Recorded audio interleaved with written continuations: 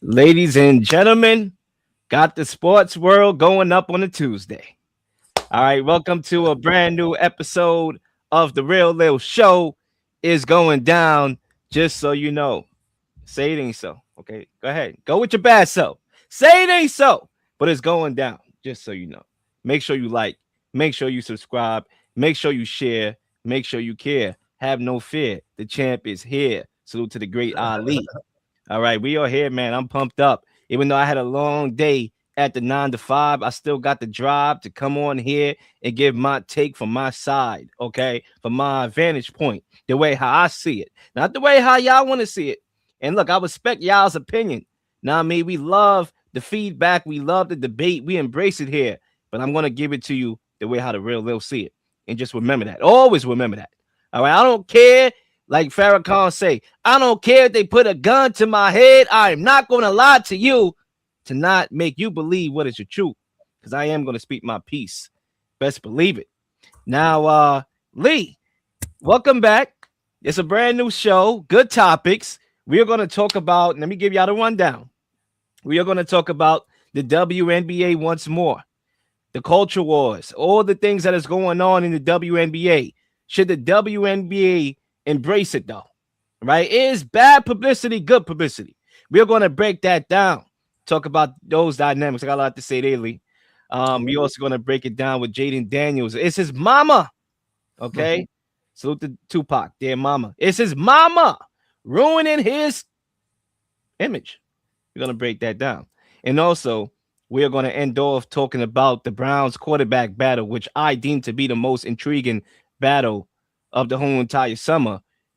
Did Deshaun Watson win the job after preseason one, or should we pump the brakes? Excuse me, as we know, Shedeur Sanders may be starting in week 2, maybe, or they might pull the plug. We'll see. We're gonna break that down. I got my guy Lee to help me do it. Lee, I'm gonna pass the mic over to you. What's the vibes looking like, man? Man, everything's looking good. Sports is getting hotter and hotter. We are getting narrowing down the WNBA season. They're going in the playoffs. We got the NFL preseason started. NBA is on the near horizon. Man, this is a great time of the year, and we're here to break it down. College football about to start. So a lot of good things going on, Leo, and I'm ready to do that work. So let's talk about it. And we might as well get right to it, because obviously, Lee, we got to talk about this a little bit last week as it was breaking, which was the Jayden Daniels jersey NIL scandal situation, however you want to call it, where he, not talked about, but where he requested that the LSU Tigers remove his jersey, number 5, as one of the players, the cornerback, Pickett, has the number 5. And we all know, I think by now, that it wasn't Jayden Daniels who did that. It was somebody from his team. And Lee, I believe that somebody is his mama. So I want to know from your opinion, is Jayden Daniels' mother, whose name is Regina Jackson, ruining his image? The mic is yours. Yeah, man, it's a lot going on there, Leo. It's been a lot going on. I mean, she came out and said, her job is to keep all of these young thirsty ladies away from Jayden. Want me to play that clip, Lee? Yeah, go ahead and play that. Play that for the audience. I'm going to play that clip right now. Let's hear from Jayden Daniels' mother.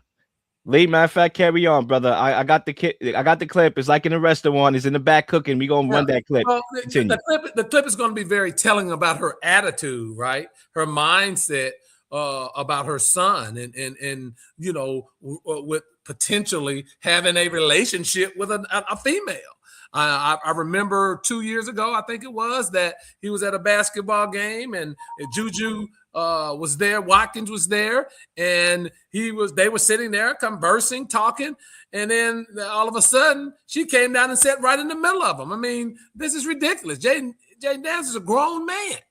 I mean, I get it that from a mother's perspective, you want to be guarded because, we know there are groupies out there for NFL, NBA, all professional athletes, but she's really, to me, Lil, over the top with this stuff. Now, she's his agent, business manager, whatever the case may be, But this move, man, out of left field, and really, I think makes Jayden looks bad. Look, I get what she was trying to say. Look, I got the clip, Lee, whenever you're ready.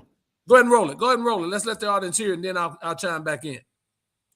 You, and it was a question asked, like, what is your biggest fear? And that should be every parent's biggest fear. That should be, if you're a star athlete and you're a female in WNBA, that should be your biggest fear is, the men or, the women, because you're a public figure and, your dollar amount is associated with your name. So you never know who really is there for you and who's really against you.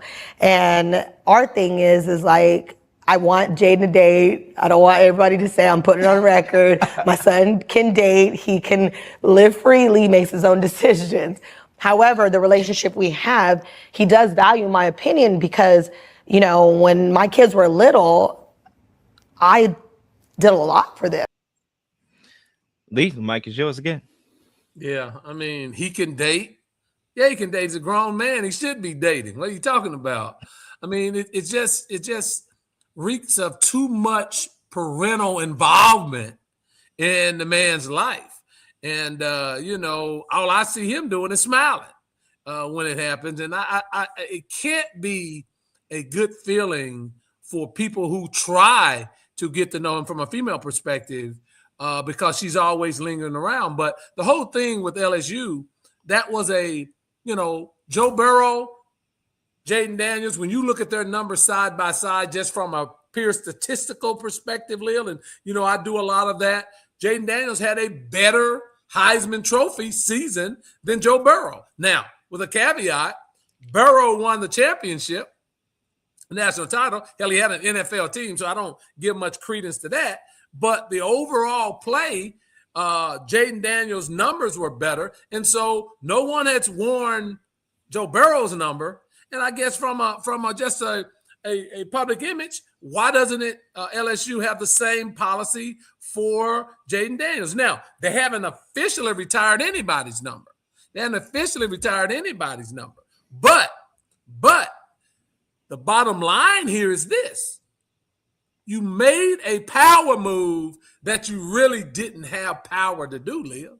You made a power move. You sent a cease and desist to stop doing what? Stop using my name, image, and likeness, because you can't stop the number 5 from being used, but his name, image, and likeness. And she did that. And now every LSU fan around the country that has ever went to LSU hates you. They hate Jayden Daniels. He can't even go back to LSU. They hate him. He'll get booed right off the field if he comes back. What did it serve? To do that? And Ray Blackwell, remember, she's his agent and she has the best interest of her client. How is that the best interest of her client?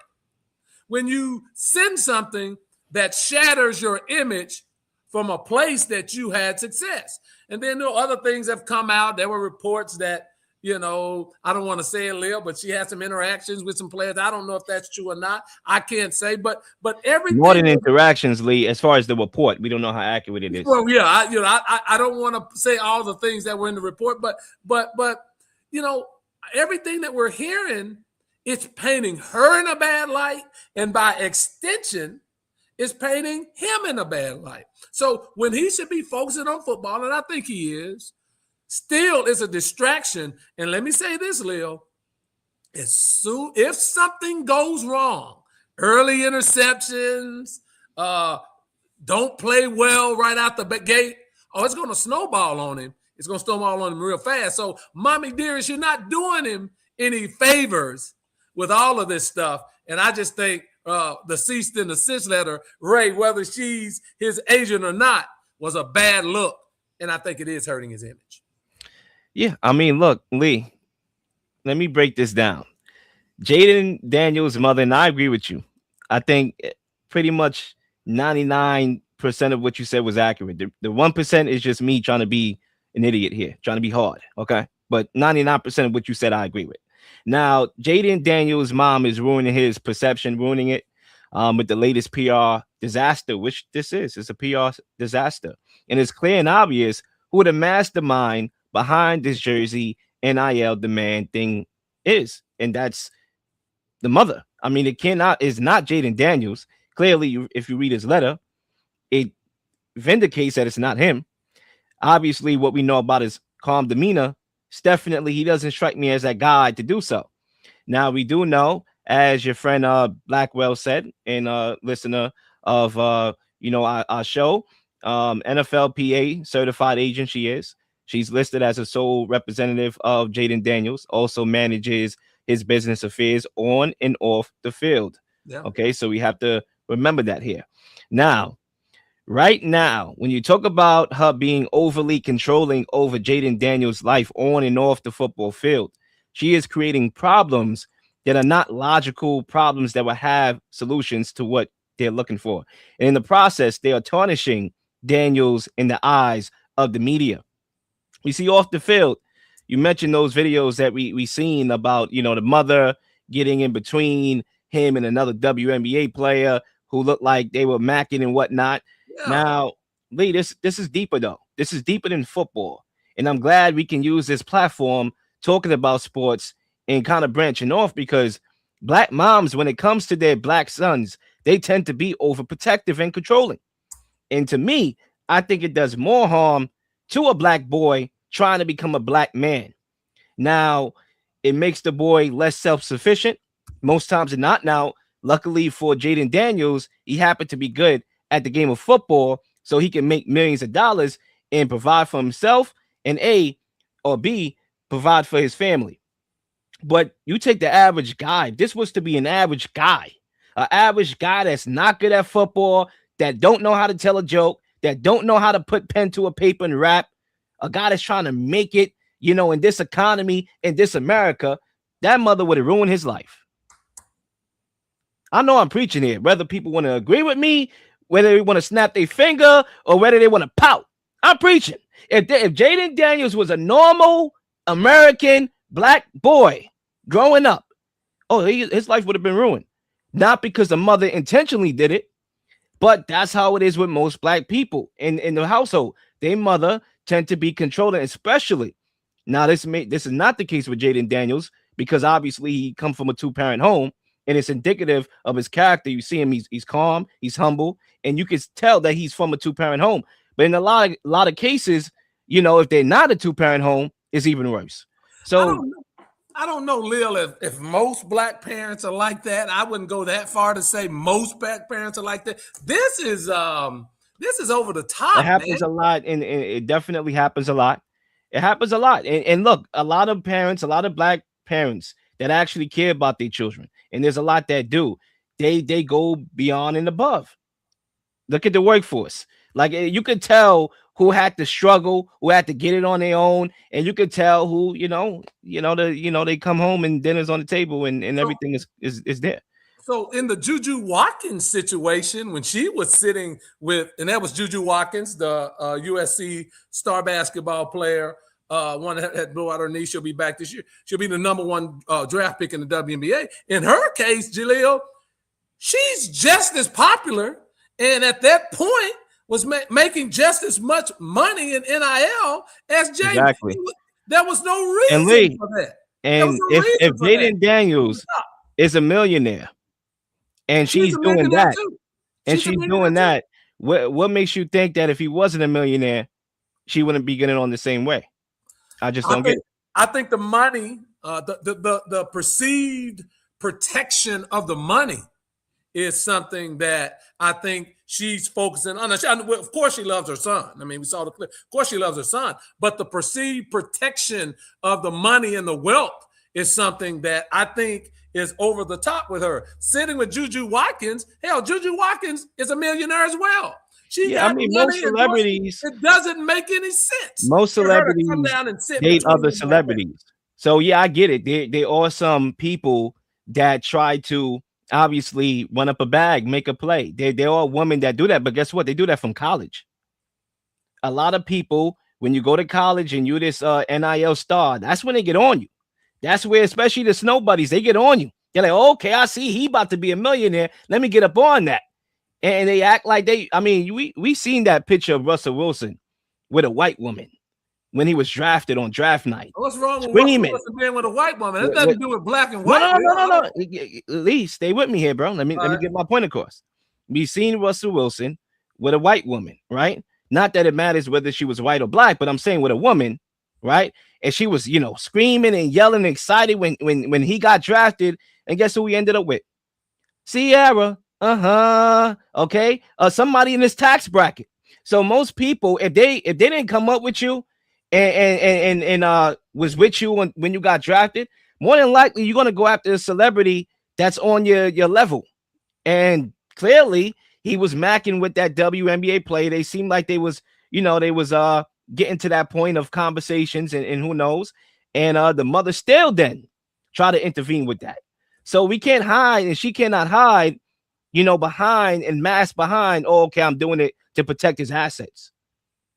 To me, you're doing it to control his life. To me, that's the vibe that I'm getting. Lee, I'll let you. It's partly that, I think, but I think a lot of it has to do with controlling the money, controlling the assets, and what she thinks is most important. There's no doubt she loves her son. I'm not even questioning that. But, love the son, love the situation, love Joe Burrow won a championship. She can go. Now, Joe Burrow numbers has not won anybody anymore. Well, how come he can't get the same? Well, and Ray, I agree that he should have gotten the same respect, but there are different ways to go about doing that thing, and a formal letter being sent is not the way to go. Why not go and talk to Lane Kiffin? Why not go talk to the new coach, Lane Kiffin, about the number and have that conversation and go talk to the player? I mean, that, to formally draft a letter and send it, knowing that letter would get out, that's not a good look. That's just not a good look. And that's going to, when Jayden, if he struggles, Lil, it's going to creep up a problem with his image. And people are going to start questioning him when we probably 9 times out of 10 know that it's not him. My last point. Lamar Jackson's mother is his agent, Leo. She's his agent. We don't hear anything from her. I don't even know how she looked. Yeah. I know how she looks. She looks just like Lamar, and it's just female. I mean, obviously, she's a beautiful lady. She's a beautiful, beautiful lady. That's Lamar Jackson's mother. I would assume they look alike. Yeah, she looks that. Yeah, but she's a beautiful lady. But we don't hear her.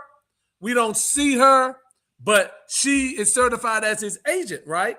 And look at the contrast between the two. Miss Jackson is out in the front, boisterous, talks all the time, wants to be seen. Jackson's mother is quiet, and Lamar's about to get the biggest contract in NFL history. The contrast could be so different from one end to the other, and I just think this is bad for his image. I mean, look, let me be clear here, and I'm actually going to defend Regina Jackson here in these regards, right? Because where I'm upset at is mainly because I'm more of like, let the guy be a man. Like, just let the guy be a man. You feel me? Like, he's grown, he's a millionaire, let him be a man. And listen, I love my moms. Obviously, my moms did a lot for me. She played a big part in where I am today as a regular human being that goes to work and do a podcast, don't loot, don't shoot, nothing, okay? Because she played a big part in that. But I'm gonna be real, like, at times I had to fight for my independence growing up. So I could relate to this. So it's not like I'm speaking gibberish here. Like, I could relate to this situation. Now, mind you, I'm not a millionaire. I'm not. So clearly there should be a level of independence that Jayden Daniels has as not only a grown-ass man, but as somebody that has millions of dollars. Even Michael Jackson said, you know what? F off, Joe Jackson. I don't need you in my life. I'm Michael Jackson. I got money. Okay? I don't got to tour with the Jackson 5 if I don't want to. So there's a level of independence that I believe that Jayden Daniel should have. But with that being said, what I will defend Regina Jackson with is the fact that I'm not going to hate that she's involved, right? That she, was on TV, that she's on the football field. I'm not going to do that. I like to see that. I like to see family. I think in this world that we live in, we don't really know the art of family anymore. And I like that aspect of it. It's almost like LeVar Ball. I was one of those heads when LeVar Ball was out there with his sons. I'm like, oh, he trying to pimp his son. He's trying to pimp his son. Then I thought about it and I said, you know what, Lil? Why would you think that? Because at the end of the day, we know that in the community, at least in the ghettos, more times than not, the father is not in the house. So you see a black father that's there to support his son. You should be on board with that. And that's what my thought changed on that topic. And that was before he got blackballed, right before he got blackballed by ESPN. That made me even root for him even more.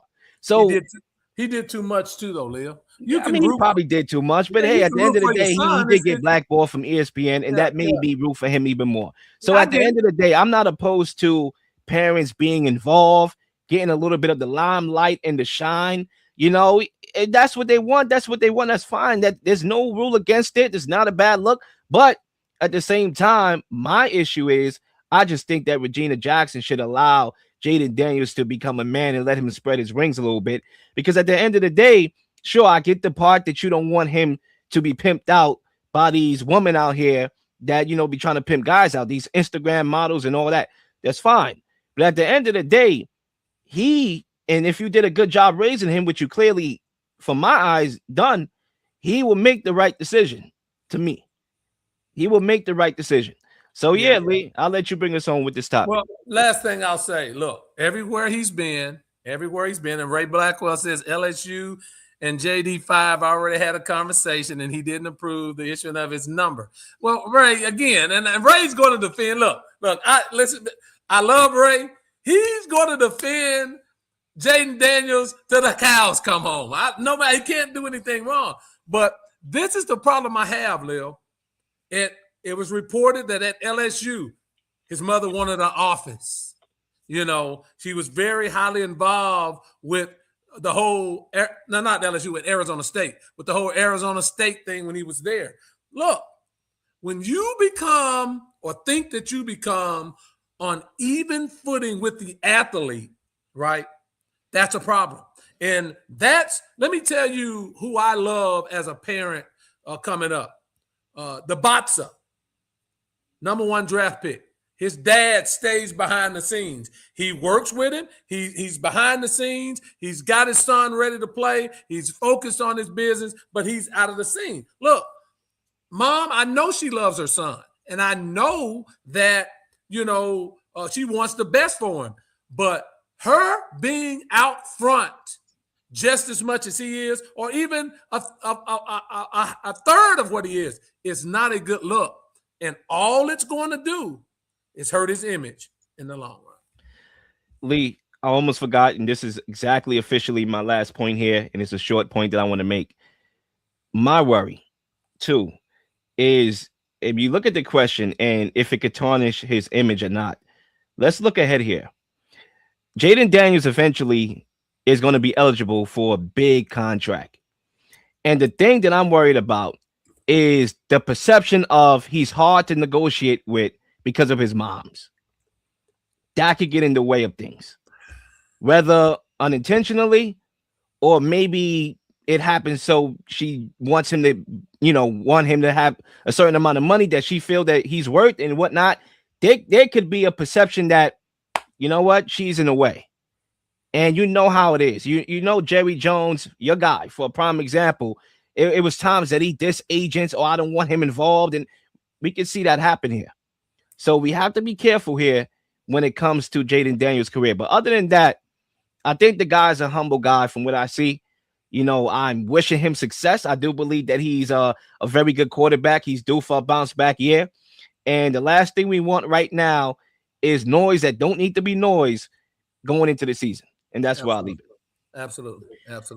But anyway, we are going to move on. And folks, we are just getting started. So if you like topic number 1, you might want to stick around for topic number 2, because this one is going to up the stakes here.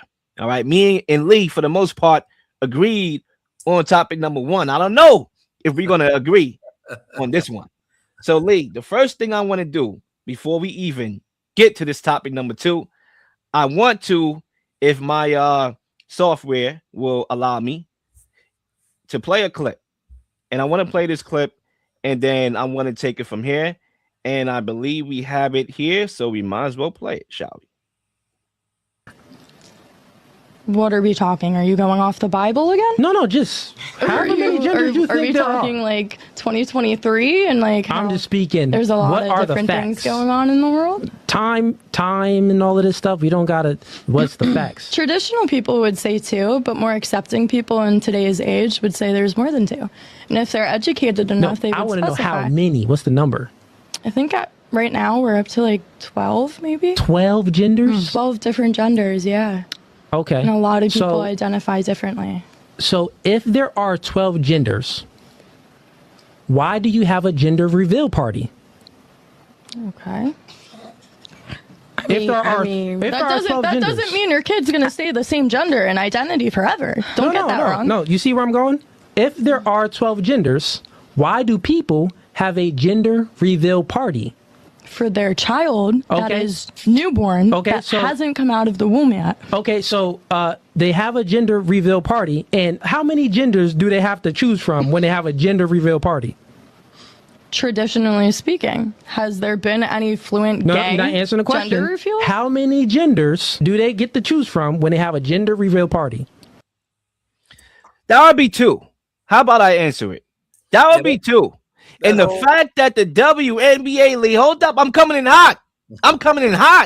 Okay, this is Crash the show before the entrance walk in the WWE. Okay, we gonna take a couple licks here before we get in that ring and the bell sound. Okay, the WNBA, despite all that, is gonna go in a long meeting with the commissioner and all the representatives, and after that meeting, cannot decipher and decide and define what 2 genders they are. They can't define what a woman is, Lee. Where are we in society today, Lee? I don't know at all. But Lee, sorry for the unorthodox entrance to this topic. Should the WNBA embrace all publicity, including negative? The mic is yours. First of all, that was a fool. That to me, anyway. That was a useless video. I'll just say that was a useless video. It didn't serve any purpose for me, but it just didn't. I just didn't. I didn't see what. There's a correlation, but we'll get there. We'll cross. Am I still on, Leo? Yep, you're still on. Well, for me anyway, this on the whole WNBA and publicity portion of it. This is my whole thing, right? And can you put me back there? There you go. I'm sorry. Quick technical. This is my whole thing on the WNBA. Look, back in the 1970s, Leo, a little bit before your time, you probably was born in the 70s. Probably born in the 80s. Yeah, what am I talking about? But back in the 70s, the NBA was a drug infested league. Kid, man. The league was on tape delay. Well, there you go. 890. So this is way over your head. So, but it was a drug infested league. It was tape delay. It was barbiturates and all kind of things, right? And they went through that period of trying to grow, and there was a lot of negativity behind that. Johnson and Bird comes in. It was still a lot of that going on, but they embraced Magic and Bird coming in with all of the other issues that were going on, relocation, the merger, and all. But all of that publicity served some purpose. And I say all of that because the WNBA should embrace everything.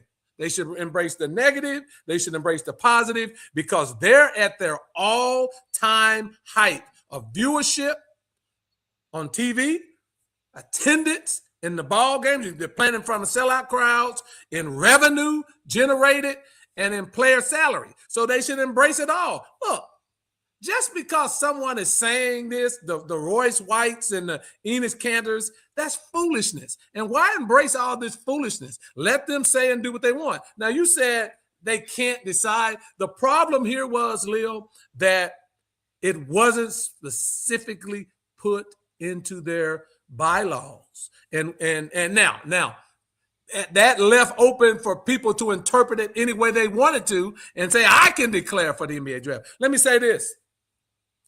I don't think the NBA has it clarified that only men, Leo, can apply for the NBA draft. I don't think that's clarified in the NBA's bylaws, right? So a woman could theoretically apply for the NBA draft. But you know what would happen? She would go undrafted and no team would bring her in.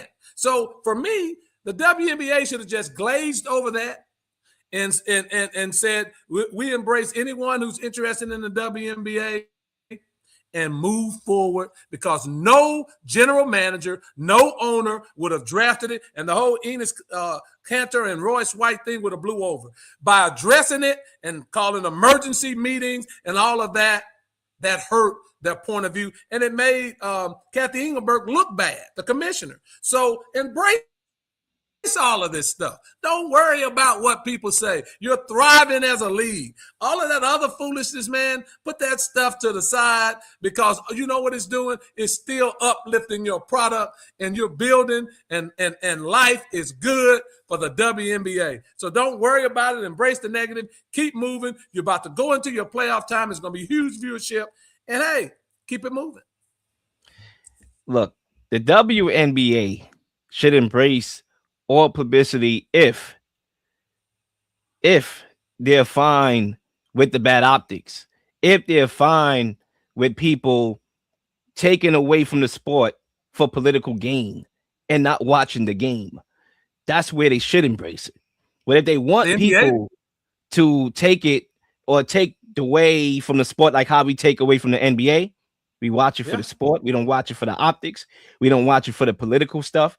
If they want us to feel like how we feel about American football, okay, don't even get me started, okay, because American football is like crack, okay? If they want us to get to a point where the WNBA is on crack, then they on crack, because we're not going to feel like it's crack. It's not this way, okay? But with that being said, Lee, let me work my way up. Okay, I like to work my way up. I see you a straight shooter. I'm gonna take notes while you're working, but work your way up. You see, Georgia, it was a Georgia mother named I believe it was Casey Thomas and her daughter Annie Thomas. They were at a game, and the WNBA security guard forced them to cover up their XX and XY biological gender shirts, right? And the publicity of banning freedom of speech is the publicity that you don't want, because nobody want to know that they're being censored. Okay, that's number one.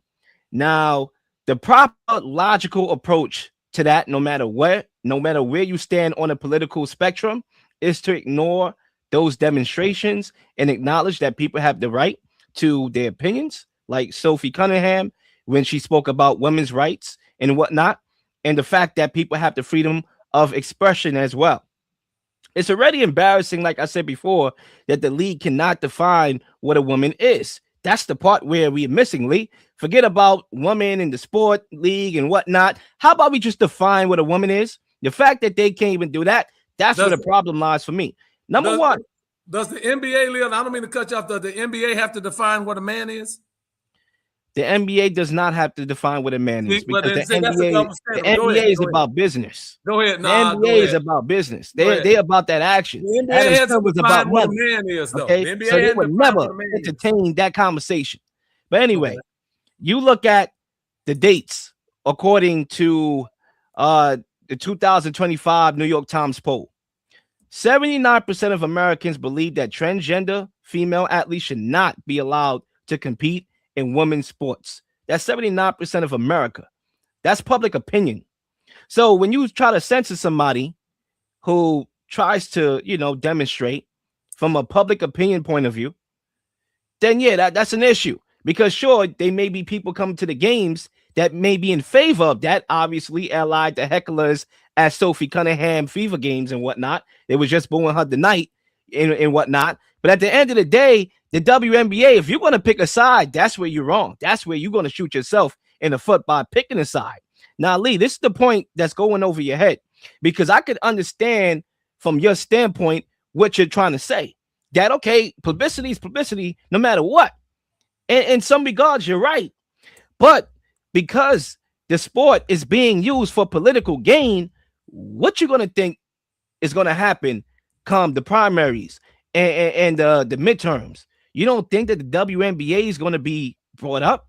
You don't think that people, or Republicans in particular, is going to use what's going on right here as a campaign trail against societal issues? Because this right here is societal issues here. It's going to be brought up. And the WNBA is going to be villainized because of that. So at the end of the day, Lee, yeah, sure, you can go with that narrative. All publicity is good publicity. Okay, fine.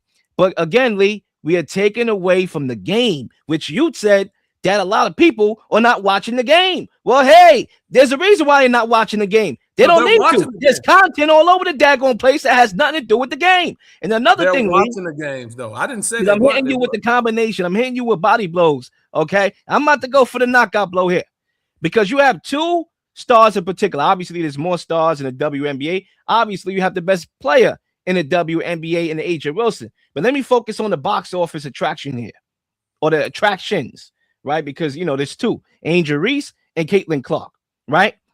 We are taken away from their growth because, sure, Angel Reese missed a wide open layup, right? Yeah, sure. Guess what? People are going to, right now, we started a race war where people can't even give either side credit, because we're going to go and be like, oh, Angel Reese cannot make wide open layup. She's horrible at finishing at the rim, while ignoring that she's one of the best, if not the best, rebounder in the game. And we're going to, and people for her, it's going to be like, oh, Caitlin Clark, she's all right. No, you know what? She's not what she was supposed to be, while failing to acknowledge she developed a mid-range game to add to her arsenal as a passer. She's been making crazy passes. And obviously, we know what she does from deep. And obviously, she's been playing very good ball as of late. So this racial war is taking away credit as opposed to giving it to two players who deserve it. And to me, that's hurting the sport.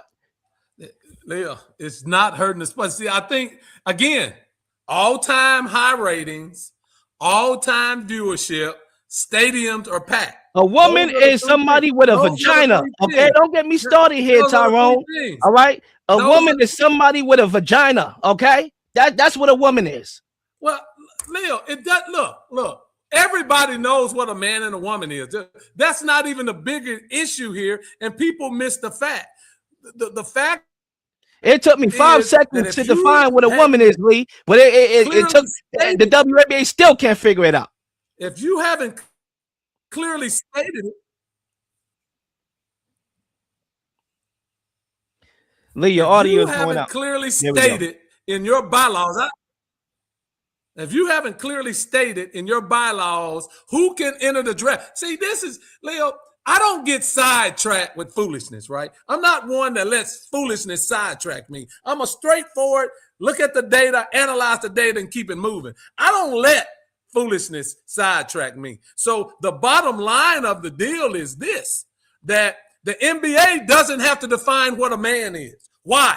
No one answered that question. They don't have to say a woman can't enter the NBA because they know that the woman would not excel. So that same logic should be applied to a man playing in the WNBA. We know that is not something that should happen. But that's the point of the debate, Lee, because genetically men are superior than women genetically. It doesn't matter. It doesn't matter. So that's why there's. Hold on, Leo. Hold on, Leo. Lee, the problem is there's a woman that could play in the NBA. Hell no. If you don't, you're foolish. I didn't say start in the NBA. I didn't even say if it's riding the bench. Hell no. There's a woman that can play in the NBA. Don't be silly. Serena Williams came out and said that an average Andy Murray would smoke her in tennis one-on-one. So what? Serena Williams, who dominated women's tennis, came out and said the middle of the pack, Andy Murray would dominate me. Hold up. There's a man on the circuit, on the men's side of the circuit, that Serena Williams can beat too, right? Is that not true? We ain't talking about Andy Murray. Hey, We're not talking about the top of the people. We're talking Serena about Williams is the GOAT in her lane. She's the GOAT in her lane. She's the best female athlete of all time. Let me just make that clear. What you're missing is when you compare and contrast leagues, you want to have a certain standard for the WNBA and don't hold the NBA for the same type of standard. To me, that sounds like a double standard to me. Lee, right now you're talking Bohemian, brother. The NBA you're talking Bohemian right now. Okay, because at the end of the day, if I was a commissioner of the WNBA, I would have came out and I would have said, look, Royce Ennis-Cantor and Royce Clayton, that's foolish. We're not going to address that right now. We're having a great season. We're having an all-time high. They made them look stupidly. I will not bring into they my had league. the WNBA That's what I would have said. Those two guys are geniuses. They had the WNBA scrambling to call a meeting to define what a woman is. Salute to Ennis-Cantor. Salute to Royce White was going through a political he was going through a political race of which he finished last. Stop it. This had nothing to do with them. Ennis-Cantor has been banned from the United States, and he can't get back in the league. These people wanted attention. This is not about making a point. They wanted their 15 minutes. Let me go back to your question. Let me go back to your question about why it never came up about what a woman is in the in the NBA, and if a woman can play in the NBA. You know why? Because they would get smoked. Yeah. So the problem is we have society that chooses when they want to be logical and when they don't want to be logical. All right, because logic will tell you that. That's why nobody brought it up. But the WNBA, however, now we stop being logical. Would not tell me. You know what it is? Leah, do you know if you are a man that calls yourself a woman, by all means, okay, by all means, I'm not here to tell you what you should do and what you should not do. That's not my job. I didn't create you. Okay. With that being said, if you feel that you should go into women's sports, you're doing it because you want an advantage, buddy. You're doing it because you want an advantage. That's what it comes down to. You want a competitive advantage. And that may be the case. I'm not here to debate that much. I don't think men should play in women's sports. I don't think that. But the premise of what we're talking about here, to me, is non-existent. You haven't heard from Ross White anymore. You haven't heard from Ennis-Cantor. They wanted their 15 minutes of fame. Ray Blackwell, I didn't say a woman could start.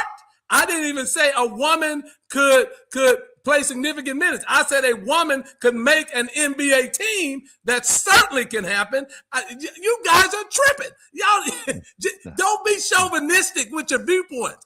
As great as these women are and the skill set that they have, don't be chauvinistic. I just happen to I'm very evolved, and I look at talent for talent. Y'all look at he's a woman, she's a woman, he's a man. They can't play. That's ridiculous. Stop that and look at the people's skill when they play. That's what I would champion. But Lil, quit that, because you don't hold the NBA to the same standard as the WNBA. They're governed by basically the same people. So why would they have a different standard for the WNBA and the NBA? Think about that. Because the WNBA is predominantly LGBTQ.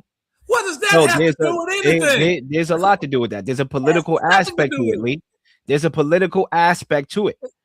Look, there's a political aspect to it. Well, everything that's going on in the administration now is politicized. So that's nothing new. They're trying to use the WNBA. Just embrace it and keep it moving. So everything with this administration is politicized. That's nothing new for this administration. Now, that's one thing. Now, obviously, we hit on, and we'll agree to disagree there. We hit on the culture wars and the definition of, what a woman and a man is.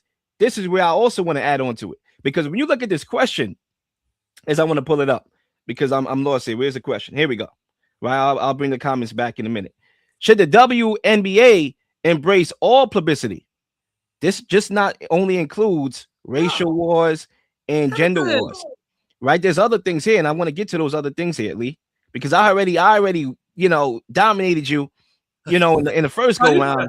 So we might as well go for round 3 here. Okay.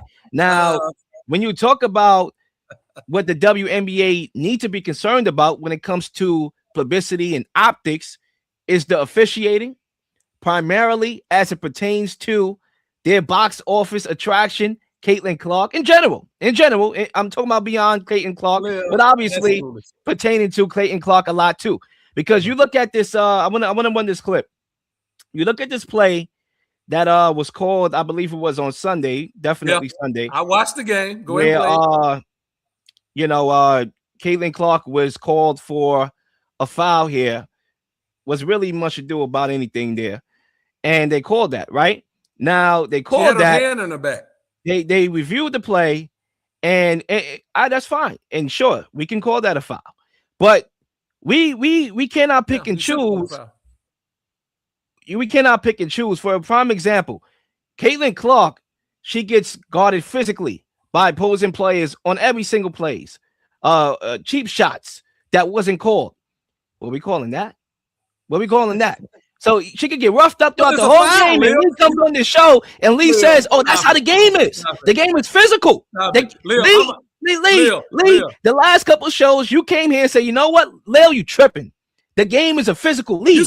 But the game is a physical league. Then what about that play is physical enough for the foul?" Lil, the league is a physical league. That is a foul too. You call the fouls, you call the flagrant ones, you call the flagrant twos. I don't get what your point is. If they let stuff go on their best player, on their best attraction, right? Stop it. Stop it. How is that physical? As a guy who played every sport possible, football, basketball, baseball, ran track, volleyball, hockey, when you compete as hard as you can. You want to destroy the person in front of you, and you will do whatever it takes to destroy the person. Now, no one's out there picking on Caitlin Clark. You find a weakness in a person, and you exploit it. That's what's going on. The W is fit. Now, the NBA officiating needs to be improved. The WNBA does too. But for anybody who watches these games consistently to say that the WNBA is letting people do this to Caitlin Clark, they're just not watching the games because it's physical all the time. So that argument has no water, nothing to support what you're saying. There's nothing to support. The business aspect is going over your head. If you want the WNBA to embrace everything, embrace the good, embrace the bad. Yeah. If we are that desperate, Lee, I'm literally, my brother. We got the nails right now, okay? We got the hammer and nails. And let me get this point across, and I'll let you bring us home, because I'm winding down. I gave you too many blows here. I'm starting to feel bad for you. You're all over the place right now. Now, if we are saying, right, if you're saying that the WNBA should embrace the good, should embrace the bad as well with it. If they're that desperate to want any type of publicity, including bad. What's desperate? And what about the meal ticket that's already in your league? What's desperate about it? What about getting behind her? Right? What about getting behind her and supporting her and not having these outlandish calls on her? Because she is the person prior to Caitlin Clark being drafted into the league, which was in 2024. The league didn't have multi-year maximum $1 million contracts. Prior to Caitlin Clark being drafted into the league in 2024, the league didn't have 15 active teams in the WNBA. So clearly, she has brought a lot to the game from a financial publicity perspective. And rather than you accept all the bad, the culture wars, the gender wars, how about we do the easiest thing? We take a page, a blueprint that was already shown to us by the NBA with Michael Jordan, by the NFL with Tom Brady and Patrick Mahomes, and get behind our best player. Give them favorable calls, not because you cheat in the game, but you don't do these ticky-tack stuff. How about we do that? That's the easiest publicity that you should be all in for, instead of taking all the bad. Because why do you need all the bad when it's really not benefiting the game itself? Of course it is. And people watching the game. That's why you missed the boat, see, Lil, because and I get it. I know why you don't watch it as much. All-time ratings. You know why I started watching the NBA, the WNBA league? was because of Caitlin Clark. And it had nothing to do with the racial war. That would have just went over my head. I watched the It was because of Caitlin Clark. I watched the WNBA for the skill level of the ladies that play. You watched the WNBA longer than I did because you obviously was a WNBA fan. Now we are talking about the new people that are getting into the sport. Was bringing them into the sport is their box office attraction. Who was the number one watch team in the WNBA right now? It's the Fever with Caitlin Clark on it by a mile, and it's not even close. Lil, if your premise was correct, then the Toronto Tempo, who has the third worst record in the league, had the largest attendance in WNBA history. That wouldn't have occurred. See, you gotta take it a step further. Was this in Toronto, Lee? Was this in Toronto? It was in Toronto. Absolutely, it was in Toronto. There you go. That's my point. Toronto love their basketball. Are we gonna forget about the Raptors? Are we gonna forget about the Raptors and how they turn out for them? They love their basketball. Lil, you have no point. They love their sports. That's what I'm saying. The other thing is, we just gonna dismiss my stats, right? Because you miss a stat guy when it's beneficial to you, but we just not gonna acknowledge the fact that the Fever is the most watched Toronto WNBA sports team. is Toronto sports. We're talking about the WNBA. You said they got 15 teams because of Caitlin Clark. They had already had the business model of doing the teams before adding teams before Caitlin Clark came in. They talked about them getting charter flights. They was already discussing it with the WNBA PA. Yeah, and I talked to myself about being a millionaire, and guess what? I'm not a millionaire yet. You just have to understand that people use this stuff, Leo, to get people to make these outlandish comments. And I'm sorry, I just don't fall for stuff like that. I tend to want to make sure that I'm more, in tune with what's going on. I don't fall for that. I look at it for what it's worth. The ratings are sky high. It's a certainly viable league. The ladies are making good money. The play is good. Caitlin Clark is a great player. Olivia Miles, you probably know who Olivia Miles is, Leo, but she's probably a better player in her first year. And let me say this, Caitlin Clark is not even the best player on her team, Leo. When you talk about I've been watching the Fever. I've been watching the Fever. They got a lot of goals. I'm gonna help you through this, Leo. I'm gonna help you through this because you need some additional pointers. I'm gonna help you through it because you're my guy. Lee, but you and Ray, y'all got to come off of this stuff about Lee. The women problem lose women. It ain't even about that. The problem is the way how the question is, right? Yeah. The way how the question is when you talk about publicity, including negative. Right? Yeah. You said that the WNBA should embrace all that. Yeah. But then you want to preach about who's watching the WNBA and who's not. At the end of the day, if you want people to watch the WNBA, let it be about the WNBA. Let it be about people are watching. They are watching because by your logic, you're wrong. You're literally going against your logic. No, I'm you're not. Literally going against your own logic. If you want people to watch the WNBA as consistently as you are, then how about we get behind Caitlin Clark and Angel Reese and all the stars, AJ Wilson. How about we get behind those players individually and watch the games instead of this foolery about what a woman is and what a guy is and all that? That's not helping. People are just using that for their political content. But see, Lil, the issue here is the people that are doing that, they're the outliers. They're not the mainstream. That the mainstream is focusing on the basketball. The outliers are focusing on what you just said. And the other thing is, Lil, people are smarter than that. The WNBA is thriving, and people are using it for their political gain. There are the minority. The majority is watching the league and making sure that we know that the league is thriving. You got to understand that this is not about the league. The league is great.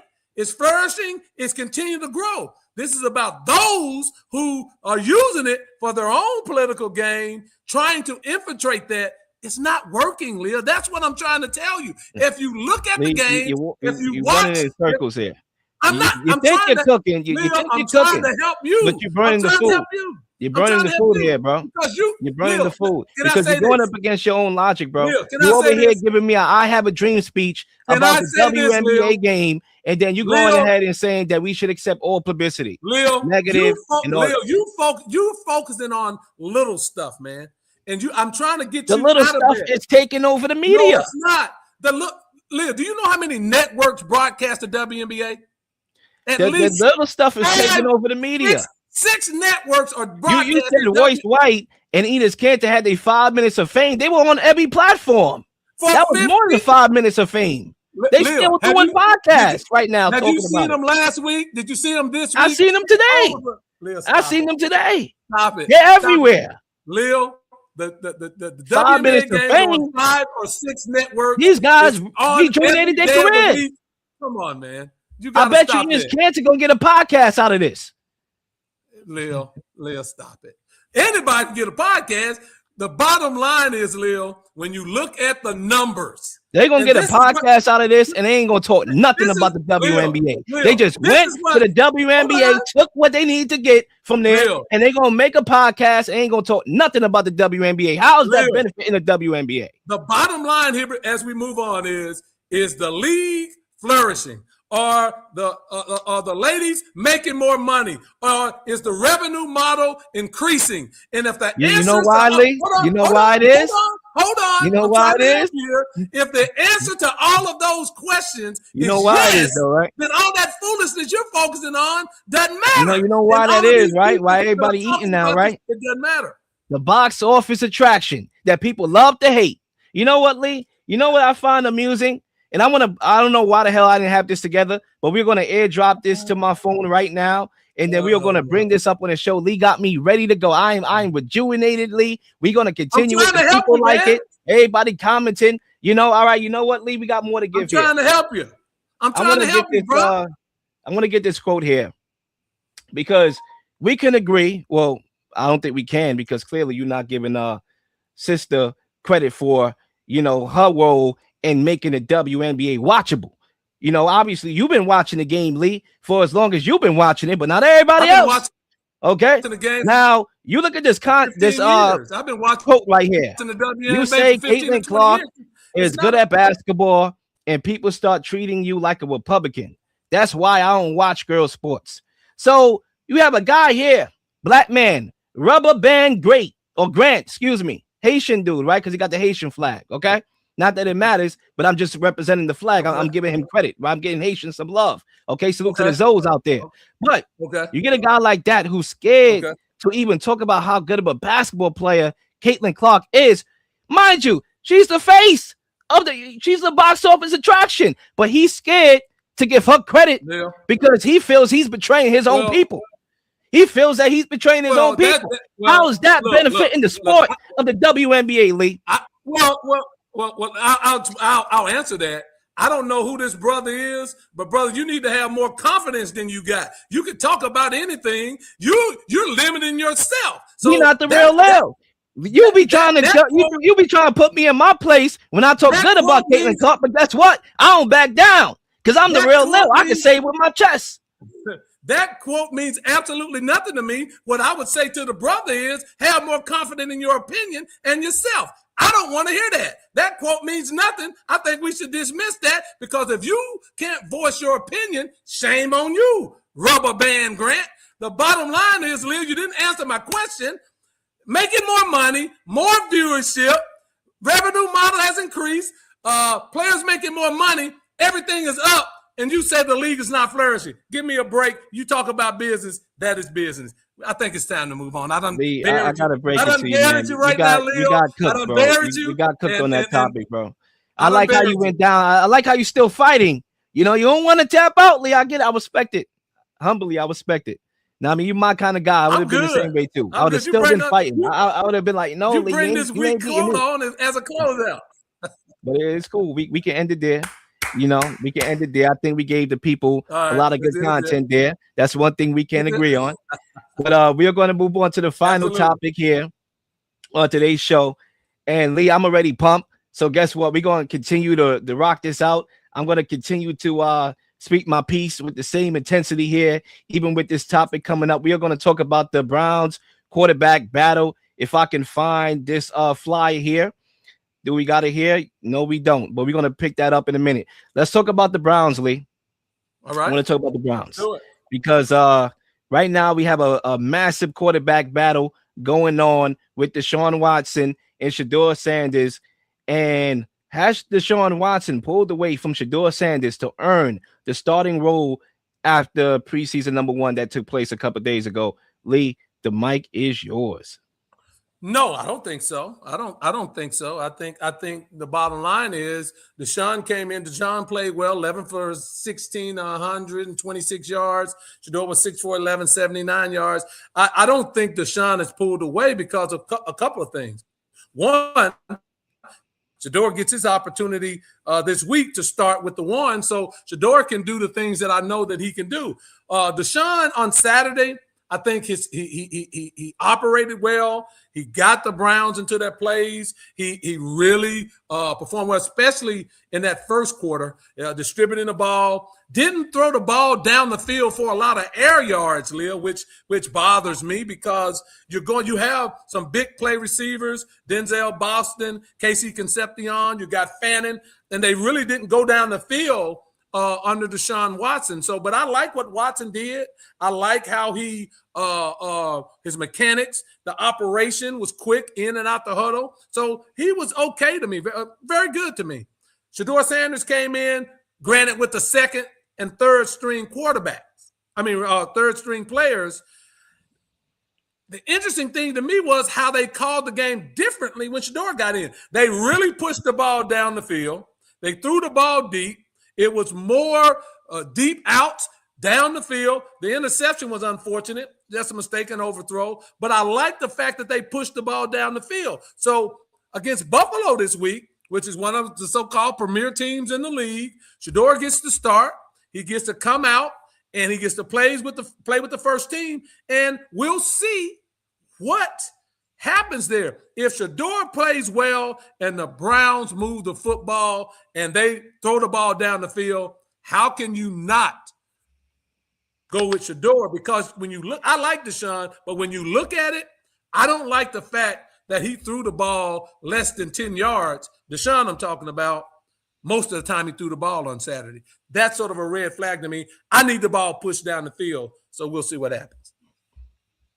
Yeah, look, Lee, I don't think Deshaun Watson has pulled away from Shedeur because I don't believe that he's a quarterback that probably should be starting. But even up to this point, I don't think that Shedeur has did enough to make the case for the Browns to not waste $46 million on the bench. There's a difference there. There's a difference between Deshaun Watson pulling away and Shedeur doing enough. When you talk about the investment that they had behind Deshaun Watson to say, you know what, Shedeur, you did so good that, you know what, I'm going to bypass, the fact that Deshaun Watson is getting paid $46 million and I'm going to bench him. I don't think so, Lee. Not what I saw. Not what I saw in week 1. Not what I've been following in camp. But Leo, because go ahead. I'll let you finish. Yeah, thank you, Lee. I appreciate I'll that. let you finish. So you look at Shedeur, right? He's just like any 5th round pick in the sense that he has to work harder. He has to be better. He has to prove himself beyond reasonable doubt compared to somebody else that already got the accolades, that already got, the money and all that. He has to work harder. So I've been following Browns camp all throughout. I have to. Because this, to me, has always been a topic that I was interested in because I believe it's the more polarizing quarterback battle and intriguing quarterback battle there is in the NFL. So I've been following. And from what I saw up to this point, Deshaun Watson has been turning the ball over like a mother. Okay? Like a mother. And I came into this game saying, you know what? If Shedeur Sanders is better than Deshaun Watson, he might win this job. He might have a chance to win this job. What does better mean? What does better mean, Lee? He just outperforms him. Like if he outperforms Deshaun Watson in preseason game 1, he's probably going to get the job. But to my surprise, he didn't. To my surprise, Deshaun Watson, although wasn't perfect, he still had airy pocket awareness. We saw that fumble. He outperformed Shedeur Sanders. Now, Lee, you know how I know that Todd Monken didn't trust Deshaun Watson going into this game? Because the first 3 plays were running. They were running plays to Junkins. And then it wasn't until the 5th play where Deshaun Watson actually threw a pass. So clearly going into this, Todd Monken was already iffy with Deshaun Watson. So Shedeur Sanders had a shot there. So I don't want these Shedeur heads to come at me and say, you know what? He never had a shot. They didn't like him. You know, if they give Deshaun Watson the job, you know it's coming, Lee. You know it's coming. Okay, these guys going to come out the woodworks. Oh, he never stand a shot. No, he stood a shot. He got the whole second half to play. Come on, and he did not, you know, prove himself that he's a starting quarterback in the league based on what I saw. Deshaun Watson, I wasn't impressed either. But at least it was better than what Shedeur did. Lil, when you're playing with the 2s, 3s, and 4s, it's different from playing with the 1s. It's different. You get more protection. You get better receivers and better routes ran. You get better blocking. He didn't look comfortable in the pocket either. So, Lil, there's no way that an individual, a coach, or anybody that evaluates football would say, based off of that game last week, you should give the starting job to Deshaun Watson. Now, I'm not saying they should. I'm just saying that nobody. Lee, there's a money aspect to this whole conversation. It's not. And no, it is. If you're paying somebody $46 million, like you're gonna give him every chance Lil, to win that job. And that other guy, that's a 5th round pick, has to be superb. He has to be superior beyond reasonable doubt for you to say, you know what? I'm going to pay Watson $46 million to not quarterback my football team this upcoming year. Look, let me say this. No matter what happens with Deshaun Watson, he could tear his Achilles again. He could not be the starter. He could get sick and have COVID. He's still going to get $46 million. It doesn't matter what happens with Deshaun Watson. The money is here. So that is irrelevant about the starting job. Todd Monken, on the other hand, has never been a head coach.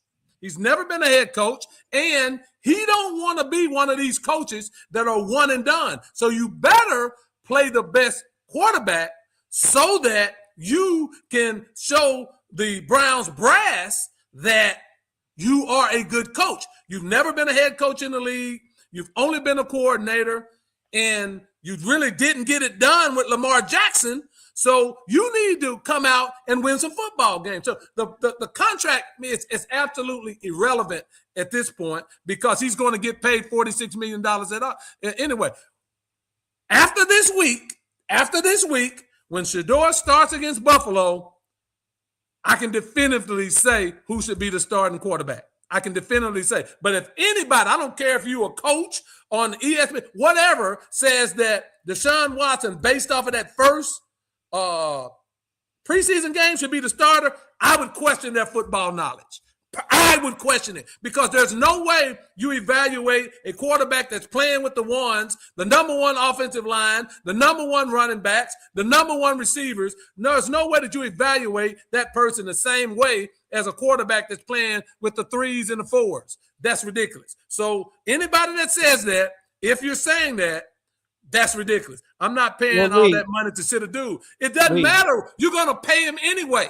So sitting him doesn't matter. It's about winning football. Guys, come on, Kenny. You got to be better than that. It's about winning football. That's fine, and you're talking from a fan perspective. No, I'm not. No, you are. Because a fan will say that. A fan will say, you know what? Go with the best player. Hold up, Lil.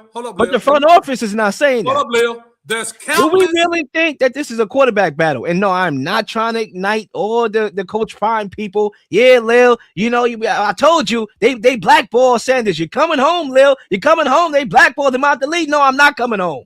I'm staying where the hell I'm at.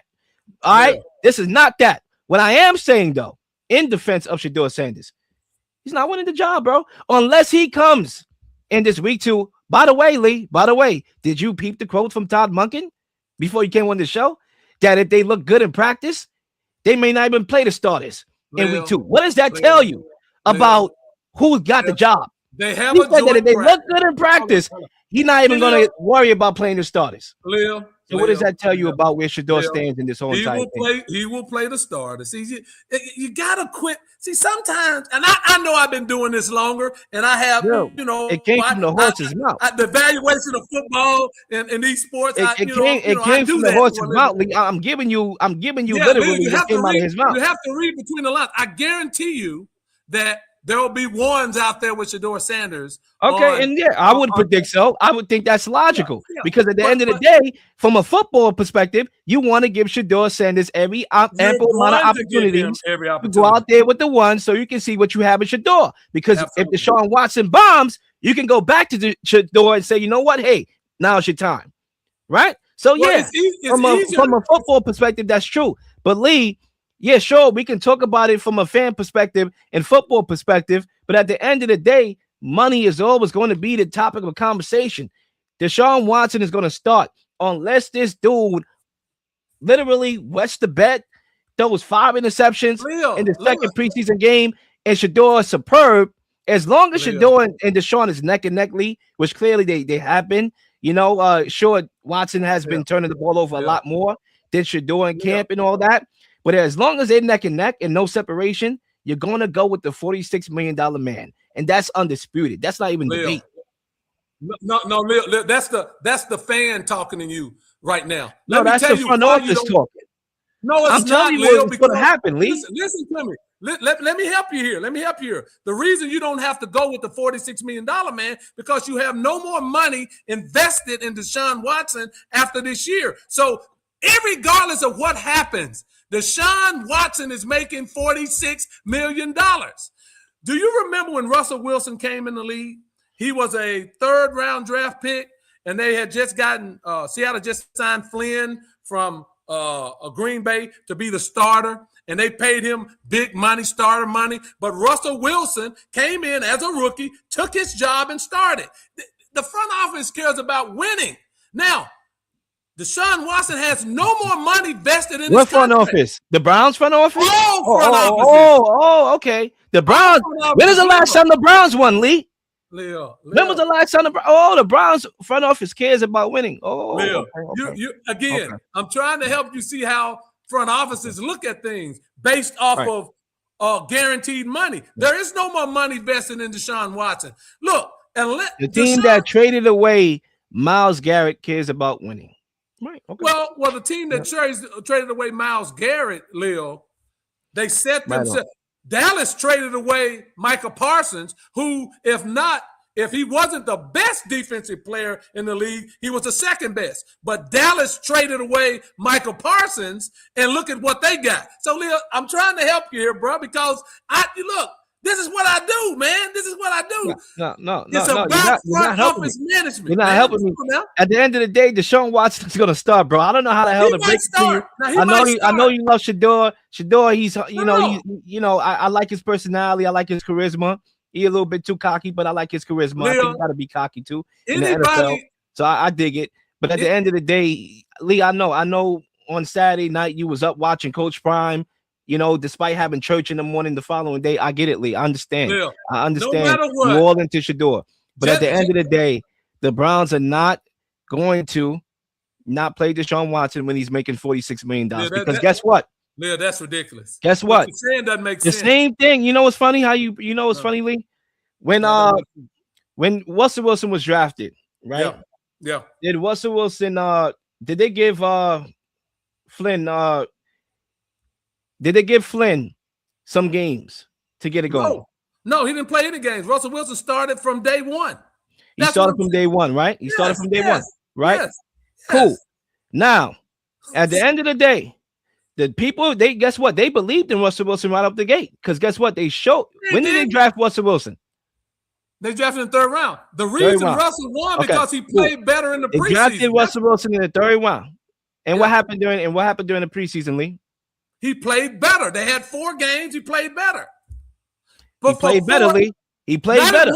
Not in the first game. So beyond reasonable doubt, which I said in my first lap. See, Lee, I'm not talking. I'm just not talking just to talk. I'm connecting the dots here. You don't know. Remember my first statement. Shedeur hasn't definitively beyond reasonable doubt. I said that. People watching the show. I said that. Y'all heard it. Beyond a reasonable doubt that he's better than Deshaun Watson. So guess what? They're going to go with Deshaun Watson because he hasn't beyond reasonable doubt. And if you watch that preseason game, first of all, he didn't even outplay Watson. Watson outplayed him.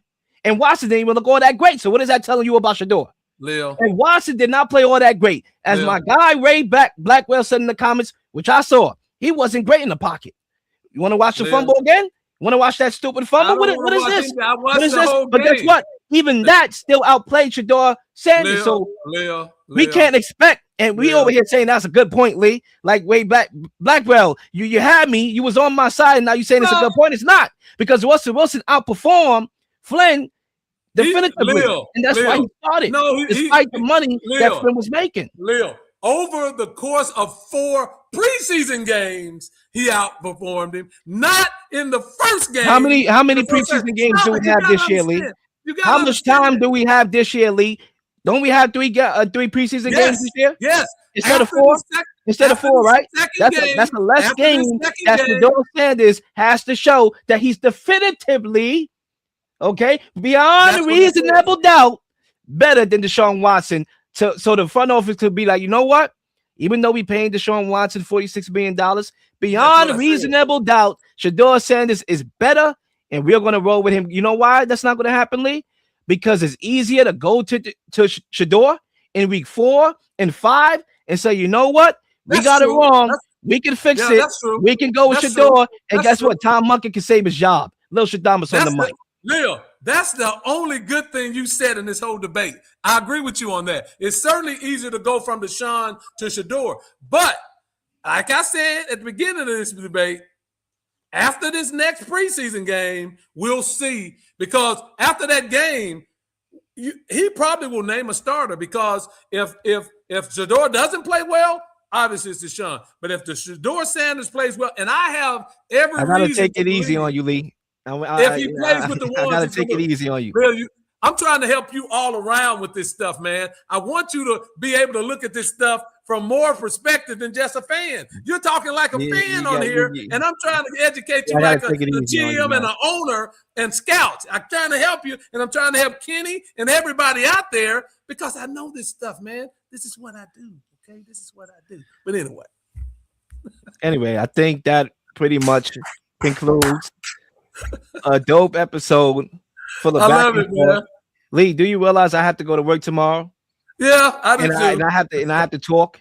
So you can't let me go to work without having a voice, bro. You know, I gotta do presentations.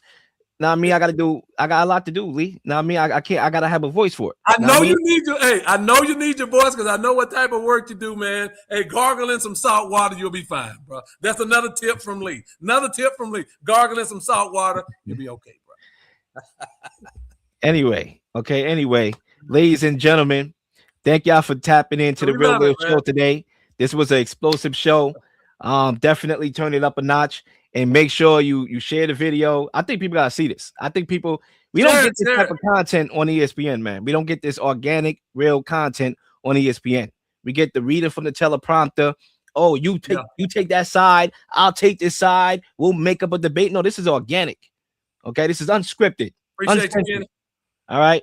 So salute to my guy Lee. Lee, feel free to plug yourself in. No, man, this was a great episode, man. I love being on with Lil. All joking aside. Salute to all y'all, Ray, Kenny, all y'all watching. We do this every week, and this is my guy, man. And so I love debating with him because he brings it. And I really enjoyed the show, man. Again, After the Buzz of Sports podcast every Sunday, 6:30 p.m. But this was a fire show. Y'all share this video. Tell people about the Real Lil Show with special guest Lee Jones. Tell us about it because this is how we do it, man. And, don't nobody bring it like we do. So appreciate you, brother. Definitely. Thank you for coming on. And ladies and gentlemen, make sure you like and subscribe. And we'll see you on the other side. Peace out. Peace. Sports, politics, conspiracy theories. We are here to give you our unique perspectives on things happening in the world. It's the one and only The Real Lil on The Real Lil